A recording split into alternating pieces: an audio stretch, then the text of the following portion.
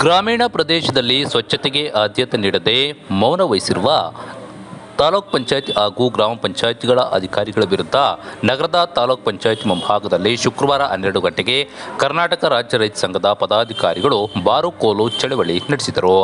ತಾಲೂಕಿನಲ್ಲಿ ಹಳ್ಳಿಗಳಲ್ಲಿ ಚರಂಡಿಗಳು, ಮನೆಗಳ ಅಕ್ಕಪಕ್ಕ ಬೆಳೆದ ಗಿಡ ಗಂಟಿಗಳು ಬೆಳೆದು ಸ್ವಚ್ಛತೆ ಕಾಣದೆ ಸೊಳ್ಳೆಗಳು ಉತ್ಪತ್ತಿಯಾಗಿ ಡೆಂಗ್ಯೂ ಹರಡುತ್ತಿದೆ.